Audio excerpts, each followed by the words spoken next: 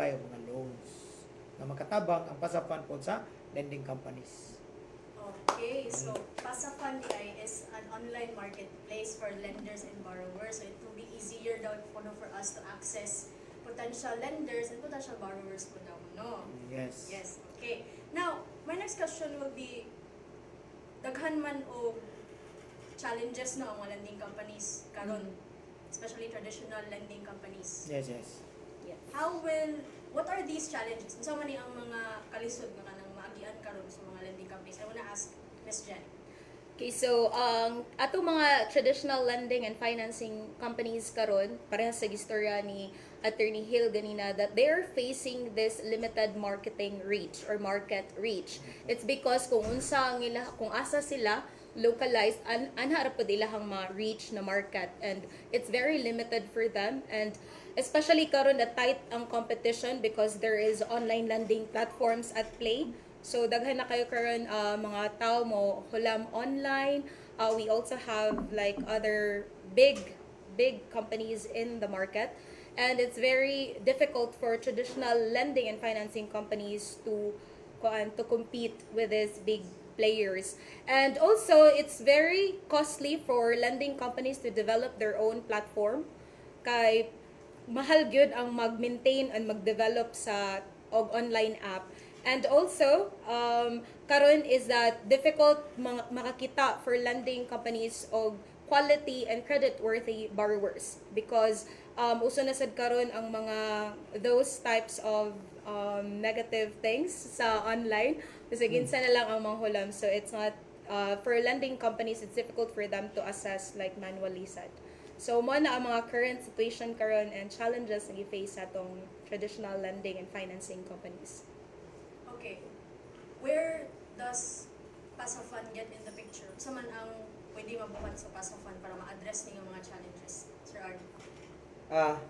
Initially, how PASA-Fund would address that is that initially as a technology officer, then it would save traditional lending offices to create their own, so they don't need to hire software engineers. PASA-Fund will do it for them. The platform and the application will do it for them. And especially also the securing of data with borrowers, so we'll do it for them. Another is that what they mentioned earlier is that the creditworthiness tool. So it's been mentioned many times. So creditworthiness tool is that unsa man na siya, there will be a network of negative list from lenders, and it will help them identify this negative list nila. Identify this kani mga borrowers or people nga gi-mark as negative na. Yan. As gi-mention ni attorney nga ni borrow sa usa, yan ni borrow pagid sa kaduha nga lending office. So now with the PASA-Fund, it can now be cross-checked. Di ba? That will be part of the creditworthiness tool. And aside from that, it will also create, aside dili lang sa negative list, also sa katong wala pa negative list, there will be a history, transactions of each person, na sila profile, and then we build a score for them. So, mo na siya ang usa ka edge sa PASA-Fund. Another is that leveraging the internet. So, kung saan ba nang leveraging the internet? I understand that many lenders post in different social medias. So, the target market is not not narrow. So, with PASA-Fund, you can guarantee that all the people that go there are all mga mahulamay, the borrowers and potential borrowers. So you can actually trust nga kaning market is mo gid siya, mahulamay gid siya. And we leverage the reach. Kaya nga naman does not limit sa kay muha lang locality. Now with the internet, you can expand more sa muha nga market. Okay, so you mentioned creditworthiness assessment tool and leveraging your reach, with Yes. the help of internet. Yes. So it's a win-win situation in my understanding. With the creditworthiness assessment tool that you have, it's going to be a win-win situation for the borrowers and lenders. Now, for our potential partner lenders, if naay interesado mo join ninyo, what other reasons could you give to compel them to join PASA-Fund? Attorney Hill. Sige. The highlight of PASA-Fund is really about making financial service accessible. We want inclusion bitaw sa mga tao gyud. Ang lisod man gud sa Philippines is that daghan pa ang mga unbanked kato mga way data, walay record, ang uban walay mga kanang bitang ika-collateral. So ang challenge gyud sa mga tao is that without your collateral, lisod man pag-borrow gyud labi na kung first time bar applicant ka, di ba? Kaya nga Yes. naman, who would trust you nga man kailan nimo? Di ba? So to me, kung naay mohatag og credit score sa usa ka individual, it would mean a lot. Makaingon ko nga kaning tawhana base sa iyang record 90/100 man yung performance bisan og wala ni siya in loan pa. So makaingon jud ko I'll be confident to lend him the money. So ingana ang PASA Fund napud na siya no iyang proprietary nga assessment tool kung gitan-aw ba kung base sa data nga mag-gather bitaw nato. Accessible man ang data karon kayo, di ba? Of course, again, our data would be nagi na siya authority. Dili siya pwede nga pataka lami ko ano. Kanang public space, you can gather data man sa public space. You can go to courts, you can go to the barangay. So, mo na akong ipakapanghambog sa PASA Fund. Ang PASA Fund, mag-check siya sa kataw. The fact nga sa kataw, wala siya record sa barangay, wala siya record sa korte, wala siya record sa uban nga lending company, that would already be something for the lending company. Lisod biya kung ako lending company, malabang-labang ko niya. Uy, moto ko. Nanghulam si Kuan diha. Uy, nanghulam si Kuan kakala sa guras. Kalasog tao. Kalas ug tao, kalas uras. So, kalas po pag lamalabang dili sulit ang paghulam. So kung ako lending company, it would really help us. It would really help the lending company nga makapahulam siya. So with PASA Fund mas dali tungod sa iyang credit worthiness assessment tool.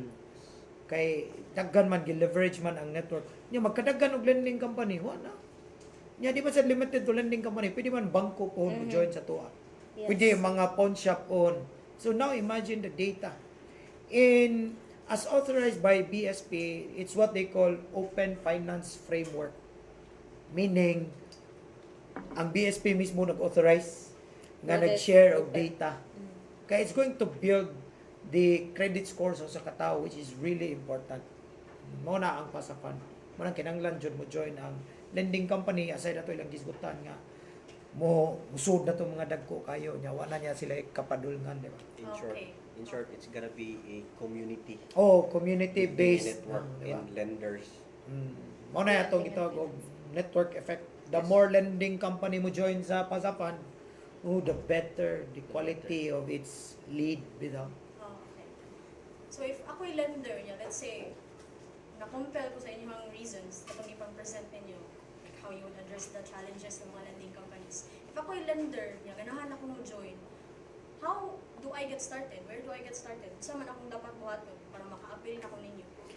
Sige, so it's very easy we make it easy for lending and financing companies to join PASA Fund and partner with us and become our partner lender. So for this time, we will show you a video on how to get started and how to join in PASA Fund so that we will all be guided on saan na to pag-join sa platform. Hindi sila makuyawan nga. Oo nga. Di sila Kuan. kibalon saon. Mao man kakuyawan. Dapat man ka. Madlog sa so pag-join ang PASA Fund, di ba ko techie? It's traditional. Basta niya overwhelming for them na mo try, go digital. Oo. So I want to know if dili ba ko angay mabalakay, ako yung mo join. Yes. Join. So, sakto Then na. we will embrace digitalization with PASA Fund, and that's why we will show you a video. Sige.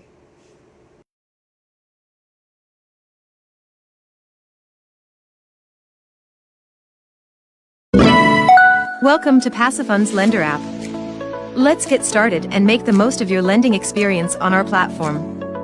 First, open your web browser and go to pasafund.com. On the PASAFund homepage, click on Be a Partner Lender. You'll then be redirected to the Lender app page where you can see information about the PASAFund Lender app. You can click See Loan Applications and you will see the list of all loan applications posted in the platform. But if it's your first time and you still don't have account on your PASAFund Lender app, you will view loan applications in blur. This means you need to upgrade your account and subscribe for a market location. Click on Upgrade to